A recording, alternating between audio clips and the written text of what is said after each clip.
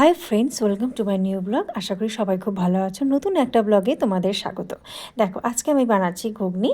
তো এখানে আমি কড়াইতে তেল দিয়ে তেলটা গরম হয়ে গেছে।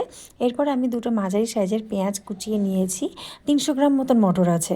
মাঝারি সাইজে দুটো পেঁয়াজ কুচিয়ে নিয়েছি, খানিকটা লঙ্কা কুচিয়ে নিয়েছি। তেলের মধ্যে এগুলো দিয়ে দিলাম। এবার সেগুলো তেলের মধ্যে ভালো করে একটু ভেজে নিতে হবে। দেখো, এরকম ঠিক ভাজাটা হয়ে আসবে, যেন পুড়ে না যায়। এইটা হচ্ছে ব্যাপার। তো এর মধ্যে আমি পরিমাণ মতো নুন দিয়ে দিলাম, হলুদ দিয়ে দিলাম। নুনটা আমি এই জন্যই ঠিক পরিমাণ মতন বলছি, পরিমাণ মতো নুন তো সবসময় দিতে হয়, মটরেও আমি নুন দিয়ে সিদ্ধ করা ছিল।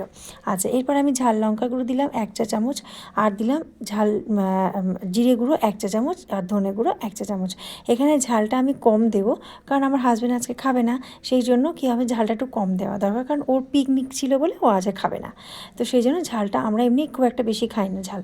আচ্ছা, এবার দেখো মশলার সাথে ওই পেঁয়াজ তেল সব মশলার সাথে ভালো মতন কষানো হয়ে গেছে। একদম পুড়ে যেন না যায়, মশলাগুলো পুড়ে গেলে কিন্তু তখন বিচ্ছিরি পোড়া পোড়া একটা গন্ধ বেরিয়ে যায়। তো সেই জন্য সেরকমভাবেই আমার মশলাটা কষাতে হবে। এখানে দেখো, আমার মটরটা সিদ্ধ করাই ছিল। এবার এর মধ্যে দিয়ে দেবো মটরটা। ঢেলে দেওয়ার পরে মটরের সাথে ওই মশলাগুলো একদম ভালো করে মিশিয়ে নিতে হবে।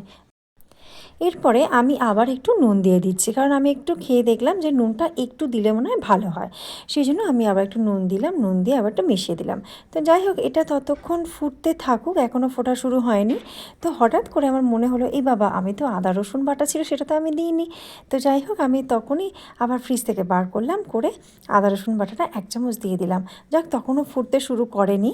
আমি ভালো করে ওটাকে মিশিয়ে দিলাম, মিশিয়ে দিয়ে আবার ওটাকে ফুটতে বসিয়ে দেবো।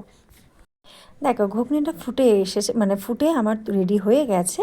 তো এবার নামানোর আগে আমি খানিকটা ধনেপাতা দিয়ে দিলাম। দেখো, কোনো কিছুই কিন্তু অতিরিক্ত ভালো লাগে না যে কোনো তরকারিতে।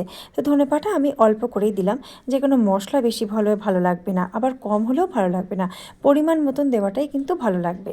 তো ধনেপাতাটাও আমি খুব একটা বেশি দিইনি, কয়েকটা পাতা আমি নিয়ে ওপর দিয়ে ছড়িয়ে দিলাম। বেশ একটা হালকা সুন্দর গন্ধ বেরোবে ভালো। এবার হয়ে গেছে ঘুগনিটা, আমি এবারে নামিয়ে নেব। দেখো, এখানে আমি বাটিতে সব আমি তুলে নিয়েছি। ওপর থেকে পেঁয়াজ কুচি দিয়ে দিচ্ছি। পেঁয়াজ কুচিটা ওপর থেকে দিয়ে দিলে খুব ভালো লাগে। তো এইবার ওপর থেকে পেঁয়াজ কুচি দিয়ে দিচ্ছি। এবার সব বাটিতে আমার ঢালা হয়ে গেছে। আমরা 6 জন, তো এখানে 5টা বাটি আছে। তো 5টা বাটিতে আমার সব কমপ্লিট, ঢেলে কমপ্লিট করে দেওয়া হয়ে গেছে। দেখো, সব 5টা বাটি হয়ে গেল। বাচ্চাদেরগুলোকে আগে খেতে দিয়ে দিই। রুটি ছিঁড়ে দেবো তোমাকে? হ্যাঁ। তো ভিডিওটা কেমন লাগলো অবশ্যই আমাকে কমেন্ট করে জানাবে। সাবস্ক্রাইব করে চ্যানেলটিকে পাশে থাকার অনুরোধ রইল। আমার ছোটটাকে রুটি ছেড়ে দিতে হয়, কিন্তু বড়টাকে ছেড়ে দিতে হয় না। বাবাকে ছেড়ে দিতে হবে না তো? না না, চলো না। আজকের মতো টাটা, বাই বাই। আবার আসছি নতুন কোনো ভিডিও নিয়ে।